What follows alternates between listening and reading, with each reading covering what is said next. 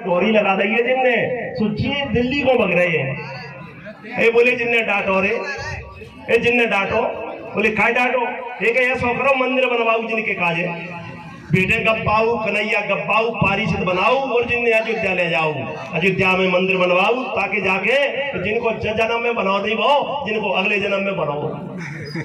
आधे पिछड़े वर्ग के आदमी अयोध्या पहुंचे, आधे दिल्ली पहुंचे। सरकार पे दबाव बनो तो बिन्ने कहीं 52% में आधे हम रिजर्वेशन देंगे, आधे ने नहीं करेंगे, आधे को बलो हो पाओ। कौन की वजह से? कांशीराम साहब की वजह से। तब जाकर के उनको पता लगा कि यार अब हमारे यहाँ दरोगा भी बनने लगा, तहसीलदार भी बनने लगा, कलेक्टर और एसपी भी बनने लगा। और ये किसकी बदौलत? शिक्षा की बदौलत। तो साथियों, हमें ये ध्यान रखना है कि हमारा भला होगा तो शिक्षा से ही होगा। और बाबा साहब ने कहा है कि शिक्षा शेरनी का दूध है, जो पिएगा वही दहाड़ेगा, जो नहीं पिएगा वो नहीं दहाड़ेगा। लेकिन शिक्षा से भला होगा ये तो तय है। लेकिन इसके साथ साथ एक और जरूरी है, और वो मैं आपको ये और बताना चाहूंगा कि चूंकि खाने के लिए वो संदेश हो गया है तो लोग उधर जा रहे हैं, लेकिन मैं अपनी बात को थोड़ी देर में 5 मिनट में खत्म कर दूंगा। शिक्षा प्राप्त करना तो जरूरी है और हमारे लोगों ने शिक्षा प्राप्त कर ली है। माननीय बघेल साहब मंच से बोलते हैं कि इस देश में 2 लोगों ने हाथ ऊंचा करके बताते हैं कि इस देश में पहली शिक्षा प्राप्त की थी ब्राह्मण ने। तो इस देश में एसपी, कलेक्टर, थानेदार, तहसीलदार सब किसी भी ऑफिस में जाओ वही मिलेंगे। दूसरी शिक्षा प्राप्त की है चमार ने। मान्यवर साहब जी मंच से बोलते थे कि अगर हमारा आदमी आपको कहीं भी मिल रहा है तो ये संविधान की बदौलत और शिक्षा की बदौलत है कि अगर ब्राह्मण का कलेक्टर मिलेगा तो चमार का भी कलेक्टर मिलेगा, चमार का भी एसपी मिलेगा और चमार का भी दरोगा। ये किसकी बदौलत है? शिक्षा की बदौलत है।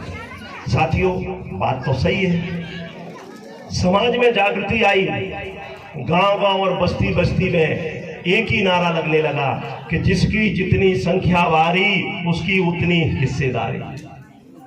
समाज जागृत हो गया, तैयार हो गया और गांव-गांव बस्ती बस्ती में एक तरह से बाढ़ आ गई लोगों में जागृति की कि कहीं भी जाइए आपको वही चीजें मिलेंगी। मान्यवर साहब ने बताया कि बाबा साहब की जो उंगली है ना, वो इशारा कहाँ के लिए कर रही है? वो भागवत गाने के लिए नहीं, भागवत सुनने के लिए नहीं, मंदिर में जाने के लिए नहीं, वो इशारा कर रही है कि तुम्हें सदन में जाना है। सदन चाहे आपका ग्वालियर का जिला पंचायत का सदन हो, चाहे नगर पालिका का सदन हो, चाहे आपका भोपाल का सदन हो और चाहे आपका दिल्ली का सदन हो, आपको दिल्ली में जाने के लिए बाबा साहब की उंगली इशारा करती है। हमें बाबा साहब की उंगली को समझना जरूरी है, उनके इशारे को समझना जरूरी है। लेकिन साथियों, पढ़े लिखे लोग तो हमारे यहाँ बहुत मिलते हैं, लेकिन पढ़े लिखे लोगों को उनका हिस्सा नहीं मिल रहा है।